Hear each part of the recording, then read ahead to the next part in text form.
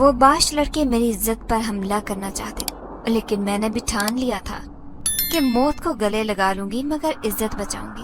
میرے پیچھے ان لڑکوں کی آوازیں گونج رہی اور میرے دل کی دھڑکن تیز ہو رہی تھی۔ ہر قدم پر مجھے ایسا محسوس ہوتا جیسے کوئی اندیکھا سایہ میرا پیچھا کر رہا ہے۔ میرے کپڑے پھٹے ہوئے تھے اور میرے جسم پر خراشوں کے نشان تھے۔ میں نے مسجد کے دروازے کی طرف دیکھا، وہ کھلا ہوا تھا۔ اندر داخل ہوتے مجھے ایک عجیب سا سکون محسوس، جیسے یہ جگہ مجھے پناہ دینے کے لیے ہی بنائی گئی ہو۔ مسجد کی قدیم دیواروں اور ستونوں پر لکھی پرانی عبادتیں مجھے وقت کے کسی اور ہی دور میں لے گئی۔ اچانک مجھے ایسے لگا کہ کوئی میرے قریب موجود ہے، لیکن وہاں کوئی نہیں تھا۔ اس پراسرار ماحول میں نے خود کو محفوظ محسوس کیا، جیسے کسی نے میری حفاظت کا ذمہ لے لیا، مگر ابھی بھی میرے دل میں خوف باقی تھا۔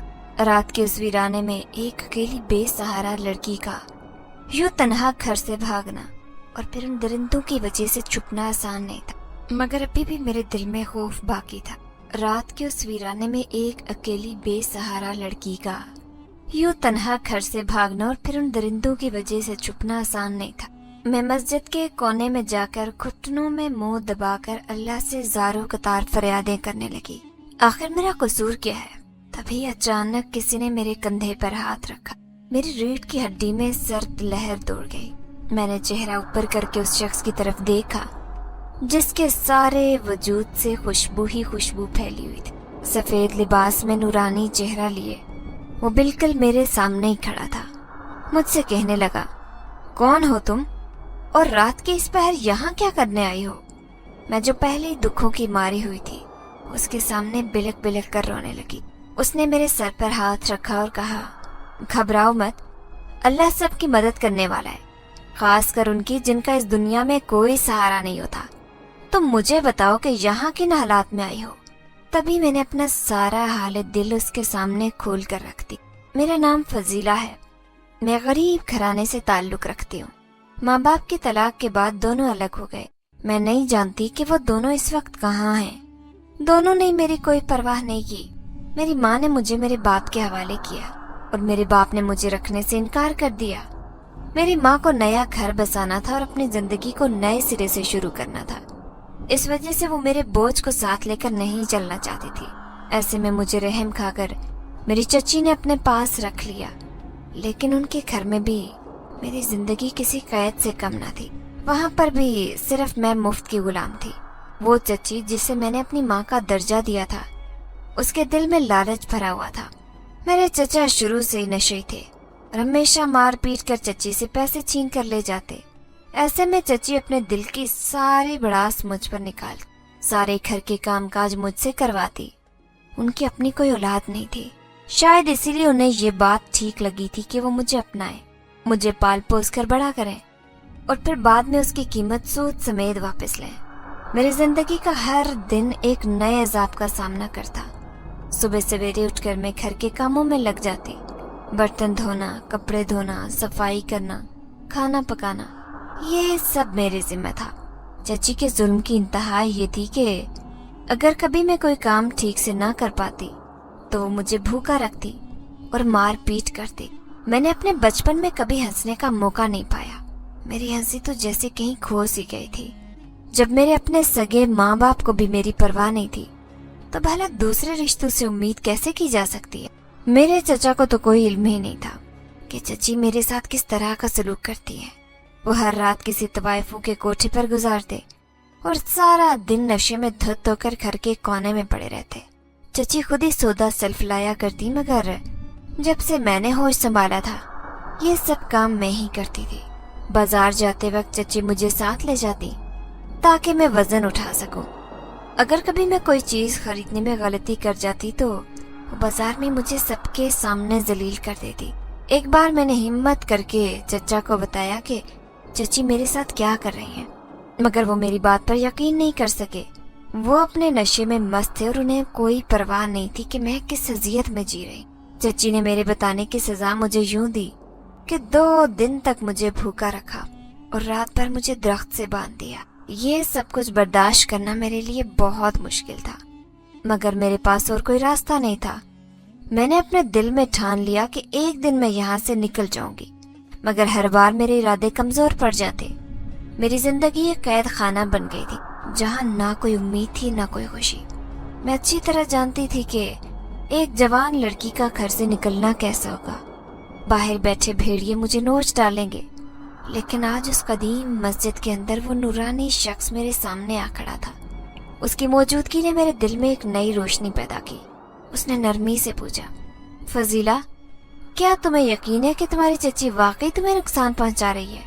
मैंने आंसू पोंछते हुए कहा, हाँ, वो मुझे रोजाना मारती और जलील करती है। मैंने कभी सुकून का सांस नहीं लिया। उसने मेरे सर पर शफकत से हाथ रखा और कहा, अल्लाह ताला सबकी मदद करता है, खासकर उनकी जो बेसहारा होते हैं। तुमने बहुत सब्र किया है और अब वक्त आ गया है कि तुम अपनी जिंदगी को एक नई सिमत दो। उसके अल्फाज ने मेरे दिल को तकवीत दी। मैंने महसूस किया कि उस मस्जिद की पुरानी दीवारों ने मेरी सारी तकलीफों को जज़ब कर लिया और मैंने एक नई उम्मीद के साथ अपनी जिंदगी की शुरुआत करने का फैसला किया। यूं तो मैं अपनी जिंदगी से बिल्कुल मायूस हो गई थी, मगर अब उस मुखलिस शख्स को देखकर मेरे दिल में जीने की उम्मीद जाग गई थी। मैंने उसे बताया कि मैं किन हालात में यहाँ पहुंची हूँ। कुछ दिन से कुछ लोग रोजाना हमारा दरवाजा खटखटाते और हमें धमकाते कि चचा ने उनसे एक भारी रकम का कर्ज लिया है। चचा तो नशे में इतने धुत होते कि उन्हें कुछ होश ही नहीं था। वो लोग चची को तंग करने लगे थे कि कैसे भी करके हमें हमारी कीमत वापस करो, वरना तुम लोगों का घर खाली करवा देंगे, तुम लोग रोड पर आ जाओगे। चची ने ऐसे में अपनी बददियानती जाहिर कर दी। एक दिन उन लोगों को घर के अंदर आने दिया और मुझे चाय बनाने का कहा। आज पहली बार चची ने उन आदमियों से सीधे मुंह बात की। मैं बावर्ची खाने में चाय बना रही थी। मैं नहीं जानती थी कि चची ने उन्हें किस मकसद के लिए घर बुलाया है।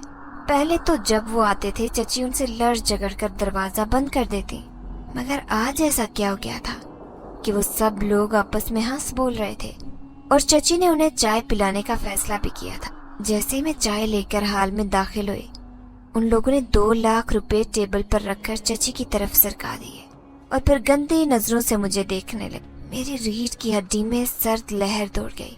उनकी आंखों में अजीब सी हवस थी जिसे देखकर मेरा दिल कांप उठा। चची ने रुपए गिनते हुए मुस्कुरा कर कहा, यही हमारी मुश्किल का हल है, अब तुम लोग खुश हो जाओ और फजीला का ख्याल रखना। मेरी आंखें खुली की खुली रह गई। मैंने समझा कि चची ने मुझे बेच दी है। मेरी आंखों में आंसू आ गए और मैंने लरजती हुई आवाज में कहा, चची, आप ऐसा कैसे कर सकती हैं? चची ने गुस्से से मेरी तरफ देखा और बोली, यही हमारे मसाइल का हल है। तुम्हें तो मैंने शुरू से ही पाला है, अब तुम अपनी कीमत चुकाओ। उन आदमियों ने मुझे पकड़ने के लिए हाथ बढ़ाए तो मैंने चाय की केतली उन पर उल्टा दी। उनकी चीखें सुनकर मैं फौरन भागने लगी। मुझे यकीन था कि अब मेरा यहाँ रुकना खतरनाक तरीन साबित हो सकता है। मेरे पीछे उनके कदमों की आवाजें तेज हो रही थी। मैंने अपनी सारी ताकत जमा करके भागना शुरू कर दिया और भागते भागते अंधेरा फैल गया। मुझे कुछ समझ नहीं आया कि मैं कहाँ जा रही हूँ।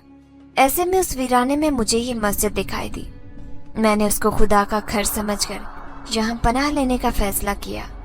मस्जिद में दाखिल होते ही मुझे एक अजीब सा सुकून महसूस हुआ। तभी वो खुश शक्ल मौलवी साहब मुझसे कहने लगे, घबराने की कोई जरूरत नहीं, अब तुम इंसानों की दुनिया से बहुत दूर निकल आई हो। यहाँ तुम्हें किसी किस्म का कोई खतरा नहीं, क्योंकि ये नेक जिन्नात की दुनिया है। ये सुनकर मैं दंग रह गई। मेरी हैरत को भांपते हुए मौलवी साहब ने कहा, तुम्हें यकीन नहीं आ रहा? ये वाकई जिन्नात की दुनिया है। यहाँ के जिन्नात नेक और खुदा के बंदे हैं। वो तुम्हें कोई नुकसान नहीं पहुंचाएंगे, बल्कि तुम्हारी मदद करेंगे।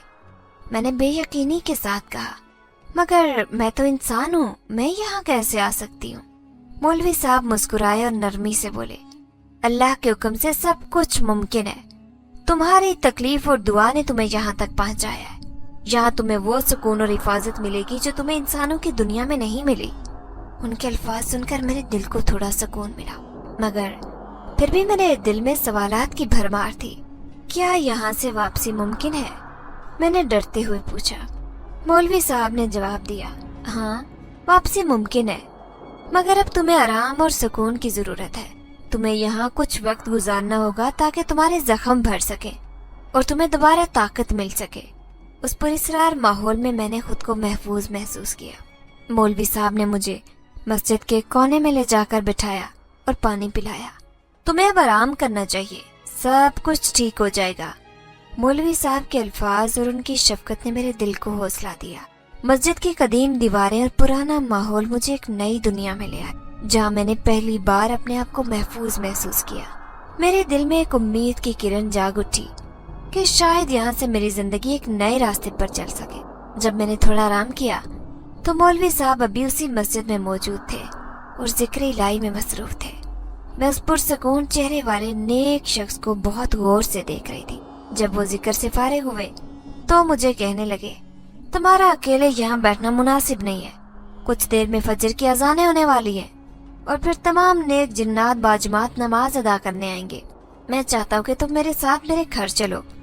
मैं तुम्हें एक महफूज जगह देना चाहता हूँ जो मेरे ख्याल में मेरे घर के अलावा दूसरी कोई नहीं।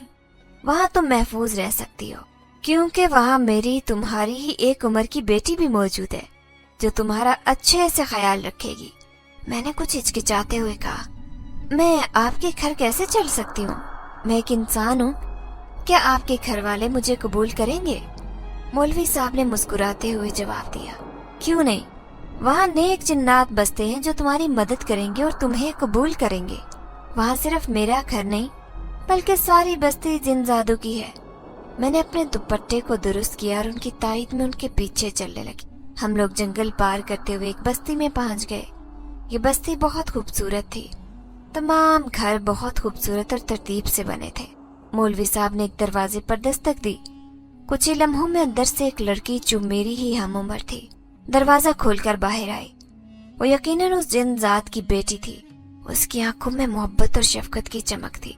मौलवी साहब ने उस लड़की से कहा, आयशा, ये फजीला है, इसे कुछ अरसे के लिए हमारी मदद की जरूरत है। आयशा ने मुस्कुराते हुए कहा, खुशामदीद फजीला, आप यहाँ हमारे साथ महफूज हैं। आइए, अंदर आइए।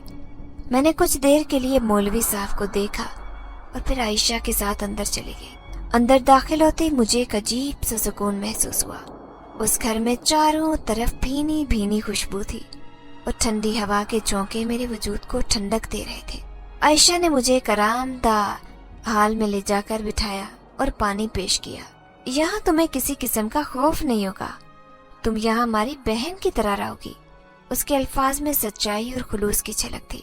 मौलवी साहब ने मुझसे कहा, तुम्हें यहाँ कुछ वक्त गुजारना होगा ताकि तुम्हारी तकलीफों का मदावा हो सके और तुम दोबारा जिंदगी की तरफ लौट सको। यहाँ के नेक जिन्नात तुम्हारी मदद करेंगे और तुम्हें कोई नुकसान नहीं पहुँचाएंगे। मैंने एक गहरी सांस ली और शुक्र अदा किया कि अल्लाह ने मुझे इस मुश्किल खड़ी में महफूज जगह पर पहुँचा दिया था। मैंने दिल ही दिल में दुआ की कि मेरी जिंदगी में ये एक नया आगाज मुझे खुशी और सुकून फराहम करे। मैं नहीं जानती थी कि मेरी जिंदगी में मुश्किलात का एक नया बाब खुलने वाला है। इमाम साहब के घर में उनकी बेटी आयशा के अलावा उनका जवान बेटा और बहू भी रहते थे। उनकी बहू मेरे आने से निहायत नाखुश थी। थोड़ी ही देर गुजरी थी कि दो औरतें उस कमरे में दाखिल हुई। उनमें से एक उम्र रसीदा खातून थी जो यकीनन इमाम साहब की बीवी थी। वो बिल्कुल खामोश थी और कुछ भी बात नहीं कर, जबकि दूसरी औरत जो आयशा से थोड़ी बड़ी थी वो मुझे देखकर अपने तेवर दिखाना शुरू हो गई। आयशा ने मुझसे कहा, फजीला, ये मेरी भाभी हैं। उसने मुझे देखते ही तुंद लहजे में कहना शुरू किया, इमाम साहब तो बहुत नेक है, फिर वो किस तरह से जवान लड़की को घर में ले आए हैं? वो भी कोई जिनजादी नहीं बल्कि एक आदमजादी। क्या वो नहीं जानते कि यहाँ उनके अलावा उनका एक जवान बेटा भी रहता है जो कि शादीशुदा है? उन्हें इस चीज का ख्याल रखना चाहिए था। उनकी बातों से मुझे बहुत दुख पहुंचा। मैंने नरमी से कहा, मेरा यहाँ आने का मकसद पनाह लेना है, मैं किसी को नुकसान पहुंचाने नहीं आई। शकीला ने गुस्से से कहा, यहाँ हर किसी की एक इज्जत और मुकाम है, हमें अपनी हुदूद का ख्याल रखना चाहिए। उनके अल्फाज में वाज़ेह तौर पर नापसंदीदगी थी। मैंने आंखों में आंसू लिए हुए आयशा की तरफ देखा। आयशा ने मेरा हाथ पकड़ा और तसल्ली दी और कहा, भाभी शकीला, ये हमारे मेहमान हैं और मुश्किल हालात में हमारी मदद की तलबगार है। हमें इनकी मदद करनी चाहिए जैसा कि हमारे वालिद ने हमें सिखाया है। आयशा की बातों से शकीला का गुस्सा कुछ कम हुआ, मगर उनकी नजरों में अभी भी नाराजगी थी। उन्होंने बेदिली से कहा, ठीक है, मगर ये बात याद रहे कि यहाँ हर किसी को अपनी हदूद में रहना होगा। आयशा ने मुझे अपने साथ कमरे में ले जाकर बिठाया और कहा, फजीला तुम यहाँ महफूज हो। भाभी का रवैया शुरू में सख्त लग सकता है मगर वो दिल की बुरी नहीं है, वक्त के साथ सब ठीक हो जाएगा। मैंने आयशा की बात सुनकर सर हिलाया और दिल में दुआ की कि अल्लाह इस मुश्किल वक्त को जल्दी खत्म करे। इमाम साहब की बीवी ने भी अभी कोई बात नहीं की, मगर उनकी खामोशी में भी एक हमदर्दी महसूस हो रही थी। उन्हें देखकर मुझे ऐसा महसूस हो रहा था जैसे उनके चेहरे पर एक कर्ब था जो एक नई दास्तान बयान कर रहा था। क्या वो किसी सानहे से गुजरी थी? जिस तरह से उनकी बहू उनकी हर बात पर हावी हो रही थी, उससे ऐसा ही लग रहा था कि यकीनन दाल में कुछ काला है। आयशा इतनी डरी सहमी और उसकी माँ इतनी खामोश। आखिर उनके पीछे राज क्या था? क्या ये लोग भी किसी जुल्म का शिकार हुए थे? ये नई मुश्किलात मेरी जिंदगी के सफर का हिस्सा बन गई, मगर मैंने अज़म कर लिया कि मैं इन मुश्किलात का मुकाबला करूंगी और अपनी इज्जत और वकार को बरकरार रखूंगी। अल्लाह की मदद से मैं इस नए माहौल में अपनी जगह बनाने की कोशिश करूंगी। उस दुनिया में आकर मैंने एक चीज नोट की थी कि ये जिन्नात बहुत ही ज्यादा नेक थे। वो कुरान से बहुत मोहब्बत करने वाले थे, नमाज रोजे की पाबंदी भी करते थे। ये चीज देखकर मैं दिल ही दिल में उनसे मरूब हो गई थी और अपना तकाबुल उनसे करने लगी। मैं मारे बंदे ही नमाज पढ़ती थी। उस घर में भी तमाम लोग नमाज की पाबंदी करते। इमाम साहब ने मुझे भी 2-3 बार जब नमाज पढ़ने की तलकीन की तो मैं शर्मिंदा हो गई। उसके बाद मैंने किसी को भी खुद पर बात करने का या कुछ गलत सोचने का मौका नहीं दिया, मगर मैं देख रही थी कि शकीला भाभी बात बात पर मुझसे गुस्सा करती। उन्हें मेरा यहाँ रहना अच्छा नहीं लगा था।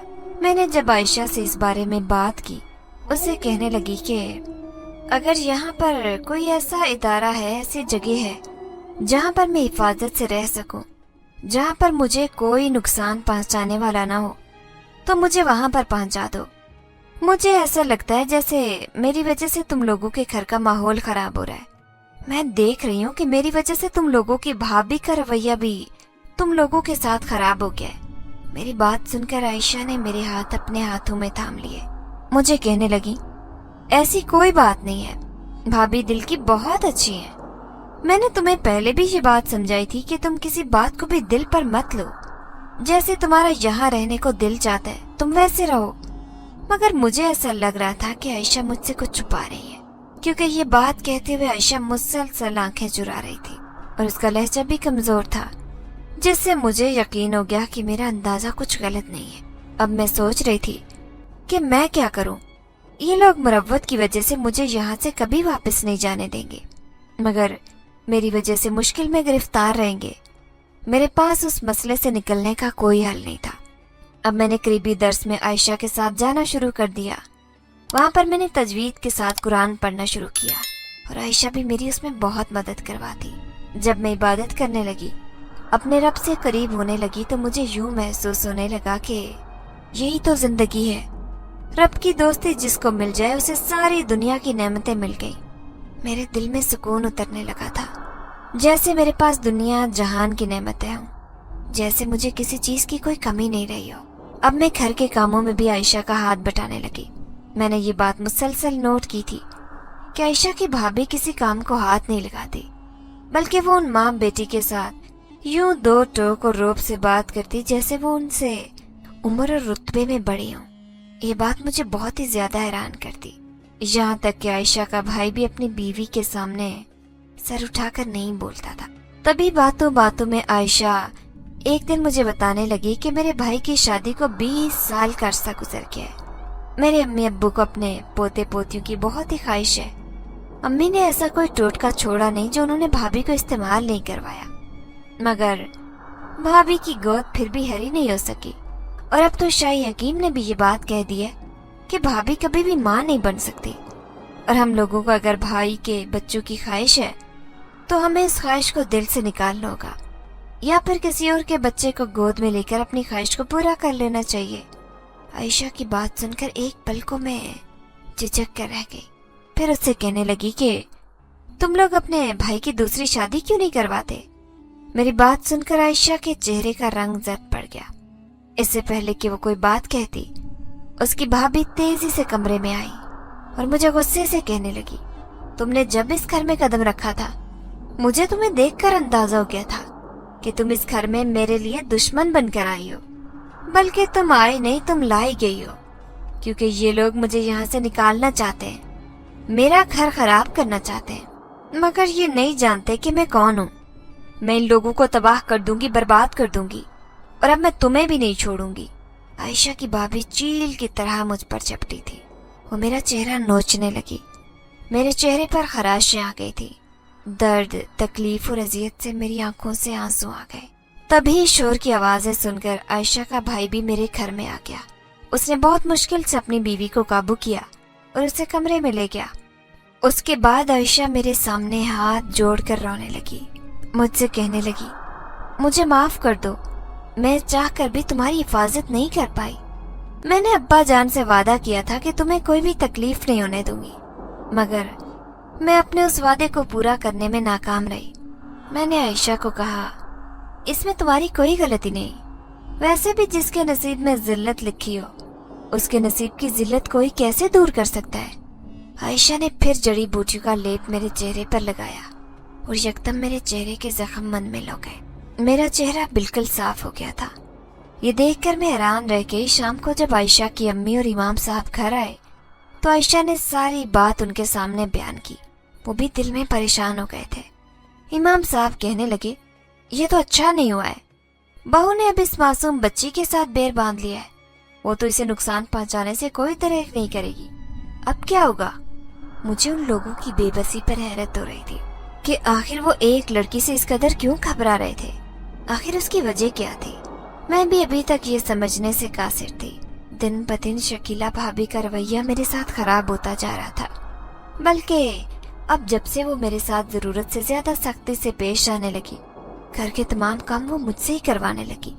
अपने छोटे छोटे काम वो मुझसे यूं करवाती जैसे मैं उनकी खादिमा हूं। और जब आयशा ने मेरे हक में बोलने की कोशिश की, उन्हें ये बात बावर करवाई कि मैं उनकी मेहमान हूँ, उन्हें मुझसे यूं काम नहीं करवाना चाहिए, तब वो उसे गुस्से से कहने लगी, अगर तुम्हें इससे बहुत हमदर्दी है तो मेरी आंखों से दूर कर दो, वरना किसी दिन मैं इसे कत्ल कर दूंगी। उनकी आंखों में शोले लपक रहे थे। मैं ये देखकर हैरान हो रही थी कि आखिर वो मुझसे इस कदर नफरत क्यों करने लगी थी। आखिर मैंने उनका क्या बिगाड़ा था? अब मेरे साथ फिर से वही कहानी शुरू हो गई। अपनी दुनिया में चच्ची के जुल्मों सितम का शिकार थी, तो यहाँ पर शकीला भाभी मुझे चैन से नहीं रहने देती थी। ऐसे में आयशा और उसकी अम्मी बेबसी से उन्हें देखती। तभी एक दिन शकीला भाभी और आयशा के भाई के दरमियान जोरदार झगड़ा हुआ। पूरी रात वो दोनों आपस में लड़ते रहे। न जाने क्या वजह थी कि वो इस कदर शोर मचा रहे थे। उनकी लड़ाई की आवाजें दूर तक सुनी जा रही थी। इमाम साहब और उनकी बीवी दोनों ही बहुत परेशान थे और उनकी बेबसी देखकर मेरी आंखों में भी आंसू आ गए। तब मैंने आयशा से इस बारे में पूछा कि आखिर वो शकीला भाभी से दो टोक अंदाज में बात क्यों नहीं करते? आखिर वो उनसे डरते क्यों हैं? इसकी क्या वजह है? तब आयशा रोते हुए कहने लगी कि दरअसल शकीला भाभी इस घर की मालिक है, ये घर उनका है, और अगर उन्हें हमारी किसी बात पर गुस्सा आ गया तो वो हमें घर से ही बाहर निकाल देंगी। तुम जानती हो कि अब्बा इमाम मस्जिद है और उनकी इतनी आमदनी नहीं है कि हम अपना घर बार बना सके। एक हादसे की सूरत में अब्बा के साथ हम सब लोगों की ताकतें भी हमसे छीन गई। हम बिल्कुल खाली हाथ रह गए। शकीला भाभी की ताकतें भी हम लोगों से ज्यादा हैं। ऐसे में हम शकीला भाभी के साथ मुकाबला नहीं कर सकते। अगर उन्हें कुछ भी बुरा लग गया तो हमारे साथ बहुत बुरे से पेश आ सकती हैं। वो हमें घर से निकाल सकती हैं, बल्कि हमें नुकसान भी पहुंचा सकती हैं। यही वजह है कि हम उनकी हर जायज नाजायज बात मानने पर मजबूर हैं। आयशा की बात सुनकर मेरा मुंह खुले का खुला रह गया। मैंने तो हमेशा यही सुना था कि जिन्नात बहुत ही ताकतवर होते हैं। उनके पास ऐसी बहुत सी ताकतें होती हैं जो आम इंसानों के पास नहीं होती। और ये तमाम बातें मैंने बचपन में अपनी दादी से सुनी थी। जब दादी जान हमें जिन्नात की कहानियां सुनाती, तब उन्होंने ये बात बताई थी कि जिन्नात पलक झपकते ही कहीं भी पहुंच सकते हैं और जो भी काम करना चाहें वो चुटकी बजाते ही अंजाम में ला सकते हैं। यहाँ तक के लोगों को जो घर तामीर करने में महीनों सालों लग जाते हैं, वो एक लम्हे में बना सकते हैं और जहाँ चाहे वो अपनी रिहाइश रख सकते हैं। अगर इंसानों की मदद करने पर आए तो उनकी भी जिंदगी संवार देते हैं। جب یہ ساری باتیں میں نے شکیلا سے کہی تو وہ گہری سانس لے کر رہ گئی. کہنے لگی کہ تمہاری دادی کی باتیں بالکل درست ہیں. جنات کے پاس بہت ساری طاقتیں ہوتی ہیں. 20 سال پہلے ہمارے ساتھ بھی بہت ساری طاقتیں تھی.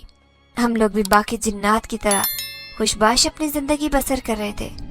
ان دنوں میرے ابا جان اچانک ایک چلا کر رہے تھے. تم جانتی ہو کہ ابا جان جنات کے امراض کا علاج بھی کرتے تھے. ہمارے قبیلے میں ایک جن ایسا تھا جس پر کئی سالوں سے ایک دیو نے قبضہ کر رکھا تھا. وہ اس پر طرح طرح کے مظالم ڈھاتا، اس سے غلط کام کرواتا. اس دیو کی وجہ سے ہم لوگ بہت ہی زیادہ پریشان تھے. ابا جان نے اس کا علاج کرنے کی کوشش کی. اس دوران ابا جان کے مرشد نے انہیں بتایا کہ ابا جان کو یہ چلا بہت احتیاط سے کرنا ہوگا. جب تک وہ چلا نہیں کاٹیں گے تب تک وہ اس دیو کا مقابلہ بھی نہیں کر سکتے، کیونکہ وہ دیو طاغوتی طاقتوں کا مالک تھا اور اس کے اوپر شیطان مہربان تھا، جس کی وجہ سے طاغوتی طاقتیں اس کی حفاظت کرنے پر مامور تھی. یہی وجہ تھی کہ اس دیو کا مقابلہ کرنا آسان نہیں تھا. کوئی بھی جن اس کے مقابلے میں نہیں آ رہا تھا. مگر میرے ابا جان بہت ہی دلیر ہیں. ان کے دل میں خدمت کا جذبہ بھی موجود تھا، تبھی وہ یہ مشکل عمل کرنے پر بھی تیار ہو گئے. مگر اس چلے کے دوران ہی ابا سے غلطی ہو گئی. انہیں کسی بھی صورت اس دائرے سے نہیں نکلنا تھا، مگر اس دیو نے چکما دے کر ابا جان کو دائرے سے باہر نکلنے پر مجبور کر دیا. یوں ابا جان کا نہ صرف وہ حصہ ٹوٹ گیا بلکہ اس کی وجہ سے ابا جان کی ساری طاقتیں بچھن گئی. ہم سب خالی ہاتھ رہ گئے. اس کے بعد ہم شہنشاہ جنات کے پاس گئے، مگر انہوں نے بھی ہماری مدد کرنے سے انکار کر دیا. ان کا کہنا تھا کہ اب ہماری طاقتیں کچھ سمے بعد ہی بحال ہو سکتی ہیں. کوئی نہیں جانتا کہ کتنا وقت لگ جائے گا ان طاقتوں کو بحال ہونے میں. تب تک ہمیں صبر سے کام لینا ہوگا. اس دیو نے ہمارا گھر بار بھی سب کچھ جلا دیا. اب ہمارے پاس رہنے کو کوئی ٹھکانہ نہیں تھا. اس دیو کا مقابلہ پھر شہنشاہ جنات نے کیا، اسے جہنم واصل کر دیا، مگر ہمارا نقصان ہو گیا تھا. اس کا کوئی بھی سدباب نہیں کر سکتا. تبھی شکیلا بھابی نے جب بھائی جان سے شادی کا پیغام بھیجا تو ساتھ ہی انہوں نے یہ پیشکش کی کہ ہم ان کے گھر میں رہائش رکھ سکتے ہیں. ہم سب یہ بات سن کر خوش ہو گئے، اور چونکہ شکیلا بھابی شہنشاہ جنات کی بیٹی ہیں تو شہنشاہ جنات نے بھی اس تجویز پر رضامندی کا اظہار کیا. یوں ہم شکیلا بھابی کے ساتھ ان کے گھر میں آ کر رہنے لگے. کچھ ٹائم بعد ہی شہنشاہ جنات کا بھی انتقال ہو گیا. اب یہاں کی کرتا دھرتی شکیلا بھابی ہیں. ان کے پاس نہ صرف جنات میں سب سے زیادہ طاقتوں کی وہ مالک ہیں بلکہ وہ اس گھر کی بھی مالک ہیں، اور ہم نہیں چاہتے کہ انہیں کوئی بھی بات بری لگے تو وہ ہمیں یہاں سے نکال دے. ہم سب اسی وجہ سے ان کے آگے ہاتھ باندھ کر کھڑے رہنے پر مجبور ہیں. یہ بات سن کر مجھے بہت ترس آیا. ان کے ساتھ بہت برا ہوا تھا. حالانکہ امام صاحب نے نیکی کی تھی. انہوں نے اس دیو سے جنزادے کو نجات دلانے کی کوشش کی تھی، مگر ان کی یہ نیکی ان کے گلے پڑ گئی اور ذرا سی غلطی سے بھول چوک سے ان کی زندگی تباہ برباد ہو کر رہ. وہ پوری رات میں نے گھر والوں کے ساتھ جاگتے ہوئے گزاری اور یہی سوچ کر پاگل ہو رہی تھی کہ میرا مستقبل کیا ہے. ایسا نہ ہو کہ شکیلا بھابی مجھے بازو سے پکڑ کر گھر سے باہر نکال دے. یہ لوگ تو مجھے روک بھی نہیں سکتے. پھر اگلے ہی دن شکیلا بھابی پورا دن کمرے سے باہر نہیں نکلی. بار بار عائشہ اور اس کی امی ان کے کمرے کے چکر لگاتی. تب ان کی بے بسی دیکھ کر مجھے بہت ہی رونا آیا. میں نہیں جانتی تھی کہ آخر ان لوگوں کے آپس میں کیا بات ہوئی تھی. کچھ دن تو خیریت سے گزر گئے. شکیلا بھابی نے میرے ساتھ کوئی بات نہیں کی، نہ ہی وہ میرے سامنے آئی تھی. مگر ایک دن وہ غصے سے مجھے گھر سے باہر نکالنے لگی. کہنے لگی، تم یہاں میرا گھر خراب کرنے آئی ہو. تم بھی جانتی ہو کہ یہ لوگ تمہیں یہاں کس نیت سے لے کر آئے، مگر میں تم لوگوں کو اس سازش میں کامیاب نہیں ہونے دوں گی. تم یہاں سے نکل جاؤ ورنہ میں تمہیں جان سے مار دوں گی. یہ کہہ کر وہ میرا گلا دبانے لگی. وہ اس وقت اس قدر خطرناک لگ رہی تھی کہ خوف کے مارے میرے منہ سے آواز نہیں نکل. دیکھتے ہی دیکھتے ان کا چہرہ بدلنے لگا. وہ بہت ہی زیادہ خوفناک اور کرے صورت لگ رہی تھی. وہ مجھے جان سے مارنے کے در پہ تھی. رفتہ رفتہ میری گردن پر ان کا دباؤ بڑھتا جا رہا تھا اور میری آنکھیں مسلسل بند ہوتی جا رہی تھی. مصیبت تو یہ تھی کہ گھر میں بابی کے علاوہ اور کوئی نہیں تھا. وہ سب لوگ کسی خاص سنبھل میں مصروف تھے. وہ یہ بات بھی بہت اچھے سے جانتے تھے کہ شکیلا بھابی میری دشمن ہے. وہ مجھے نقصان پہنچانے سے بالکل گریز نہیں کریں گی، مگر اس کے باوجود وہ لوگ مجھے اکیلا چھوڑ کر نہ جانے کیوں چلے گئے تھے. मेरी आंखों में आंसू आ गए। अब मेरी आंखें बंद होने लगी थी। एकदम मेरा जहन तारीकी में डूब गया। फिर न जाने मैं कितनी देर तक बेहोश रही। जब मुझे होश आया तो मैंने खुद को एक छोटी सी झोंपड़ी में पाया। मेरे सामने एक नौजवान शख्स बैठा था। वो मेरे लिए अजनबी था। मैं नहीं जानती थी कि वो कौन था, मगर वो मेरे लिए मसीहा बनकर आया था। उसने मेरी जान बचाई थी, क्योंकि आंखें बंद होने से पहले उसकी शबीह मेरी आंखों ने देख ली थी।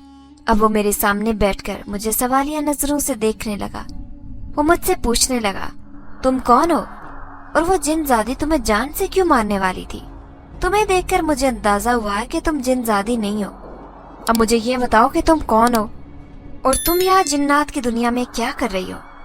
तब मैंने रोते हुए अपनी सारी आपबीती उसे सुनाई। तो वह एक गहरा सांस लेकर कहने लगा, अच्छा तो तुम इमाम मस्जिद की मेहमान हो। अफसोस है कि उन लोगों को तुम्हारा ख्याल रखना चाहिए था। अगर वो तुम्हें अपनी हिफाजत का जिम्मा लेकर यहाँ लाए थे तो तुम्हारी हिफाजत करते। तब मैंने बताया कि वो लोग एक खास अमल में मसरूफ है, मगर न तो अपनी जान से बढ़कर मेरा ख्याल रखते हैं। उन्होंने मुझे कभी किसी चीज की कमी महसूस नहीं होने दी। मुझे यूं तेजी से बोलता देखकर वो मुस्कुराया। फिर कहने लगा, मैं इमाम साहब के घर इत्तला देता हूँ कि आप यहाँ पर खैरियत से मौजूद हैं। फिर काफी देर बाद आयशा मेरे पास आई तो मुझे देखकर रोते हुए मेरे गले लग गई। मुझे कहने लगी कि मुझे माफ कर दो, हमें तुम्हारा ख्याल रखना चाहिए था। दरअसल हमें अंदाजा नहीं था कि भाभी यूं अमल दरमियान में छोड़कर वापस आ जाएंगी और तुम्हें नुकसान पहुंचाने की कोशिश करेंगी। ये तो अच्छा हुआ कि असफंदियार मौके पर पहुंच गया और उसने तुम्हें बचा लिया।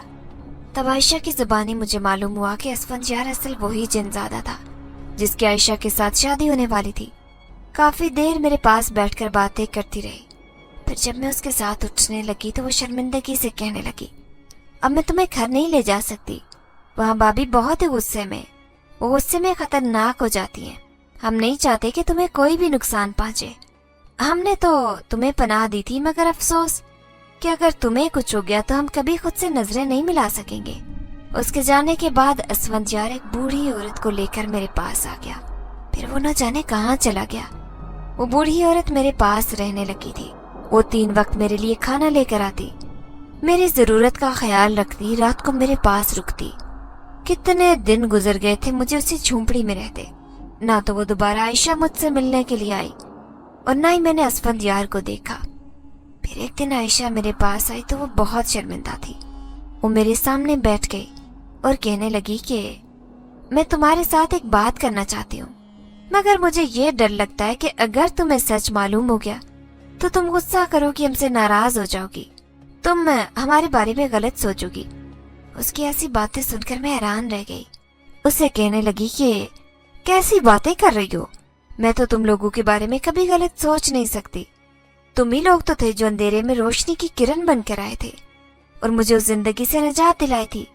मैं तो तुम्हारे एहसान कभी नहीं भूल सकती। वो कहने लगी, दरअसल ये सब हमने अपने फायदे के लिए किया था। वो बात कहते हुए नजरें झुका गई। मुझे कुछ समझ नहीं आ रहा था कि आयशा क्या कहना चाहती है। एक तो इतने टाइम तक वो मुझसे मिलने के लिए नहीं आई। वो लोग तो जैसे मेरी जात से बेखबर हो गए थे, और अब जब इतने दिन के बाद आई तो उसकी यूं उलझी हुई बातें सुनकर मैं परेशान रह गई। उससे कहने लगी कि जो भी बात है मुझे सीधी तरह से बताओ। तुम्हारी आधी अधूरी बातें सुनकर मैं परेशान हो गई हूँ। मुझे साफ साफ बताओ कि तुम क्या कहना चाहती हो। आखिर तुम्हारा इन बातों का क्या मकसद है? तब उसने जो मुझे बताया मुझे सुनकर यकीन नहीं आ रहा था कि क्या ये सच है। आयशा ने मुझे बताया कि इमाम साहब मुझे इस दुनिया में नेक नियति से ही लेकर आए। वो मुझे पनाह देना चाहते थे, मगर बाद में आयशा की अम्मी ने उनके जहन में ये ख्याल डाला कि अगर वो मेरी शादी अपने बेटे के साथ कर दें तो एक तो न सिर्फ उन्हें पोते पोते की खुशी मिल जाएगी, बल्कि इंसान और जिन के मिलाप से जो बच्चा पैदा होगा वो बहुत ही ताकतवर होगा। उसकी ताकतों की वजह से उन लोगों की खोई हुई ताकतें भी बहाल हो सकती हैं। उन्होंने अपने फायदे के लिए मुझे इस्तेमाल किया और ये बात शकीला भाभी को मालूम हो गई थी। तभी वो मुझे जान से मारने के दर पे थी, क्योंकि कोई भी औरत चाहे वो इंसान हो या जिनजादी, वो अपने शोहर को किसी के साथ शरीक नहीं कर सकती। और अब शकीला भाभी पर इतने वक्त के बाद अल्लाह पाक ने अपना करम कर दिया था। वो माँ बनने वाली थी, इसी वजह से उनका रवैया बदल गया था। वो बहुत ही खुश थी यही वजह थी कि इमाम साहब ने भी अपने दिल से मेरी अपने बेटे के साथ शादी करने का ख्याल निकाल लिया। तब आयशा मेरे सामने हाथ जोड़ते हुए कहने लगी कि अब हम तुम्हें तुम्हारी दुनिया में वापस भेज देंगे, क्योंकि तुम्हारी दुनिया का माहौल तुम्हारे लिए साजगार हो गया है। तुम्हारी सौतेली माँ को अपनी गलती का एहसास हो गया है, और वो लोग जो तुम्हारी जान के दर पे थे, उन लोगों को भी एक जुर्म में पुलिस ने गिरफ्तार कर लिया है। अब हम तुम्हें वापस तुम्हारे घर भेज देंगे, क्योंकि अब तुम्हें सौतेली माँ से किसी किस्म का कोई खतरा नहीं। आयशा मुझसे गले मिलकर वहां से चली गई। फिर शाम के करीब असफंदियार आया और वो मुझे कहने लगा कि मुझे इमाम साहब ने कहा है कि मैं आपको आपकी दुनिया में वापस पहुंचा दूं। मैंने उससे कहा कि मैं एक बार उन लोगों से मिलना चाहती हूँ। तब वो कहने लगा कि वो आपसे बहुत शर्मिंदा है, वो आपका सामना करने के खुद को काबिल नहीं समझते। उनका कहना है कि मैं हिफाजत से तुम्हें तुम्हारी दुनिया में पहुंचा दूं।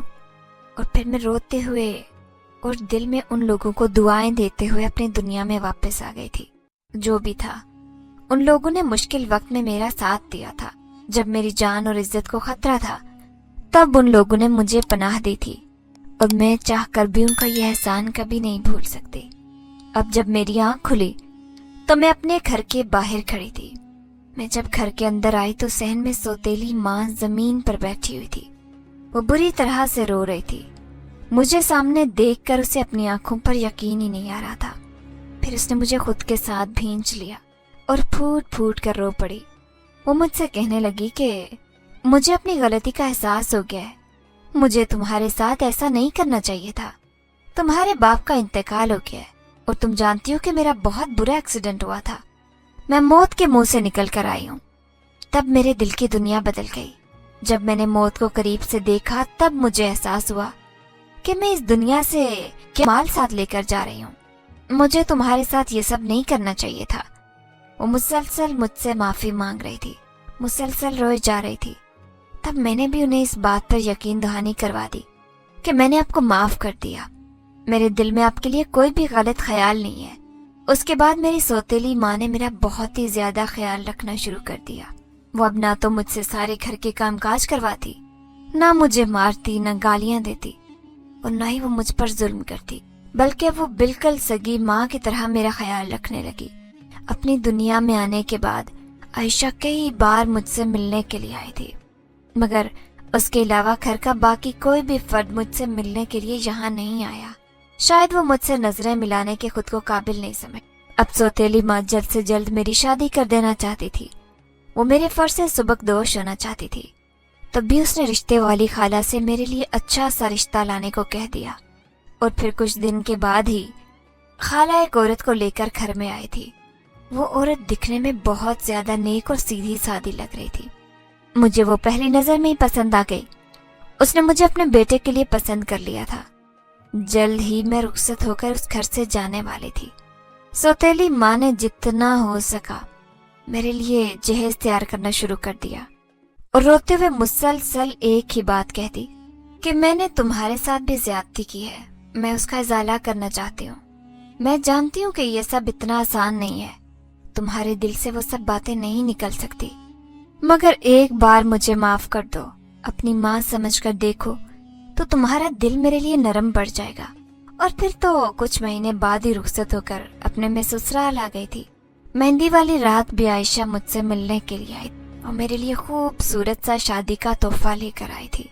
वो एक खूबसूरत सा सोने का सेट था जिसे देखकर मेरी आंखें खैरा हो गई थी, मगर मैंने ये कीमती तोहफा लेने से इनकार कर दिया। उससे कहने लगी कि मुझसे किसी ने पूछा कि ये तोहफा मुझे किसने दिया है, तब मैं क्या कहूंगी। आयशा ने मुझे गले से लगा लिया और कहने लगी कि तुम बता देना कि ये तुम्हारी खास दोस्त ने तुम्हें दिया है। सौतेली माँ ने गो कि सारी जिंदगी मुझे बहुत ज्यादा तंग किए रखा, मगर अब उसने मेरे लिए जिंदगी आसान बना दी थी।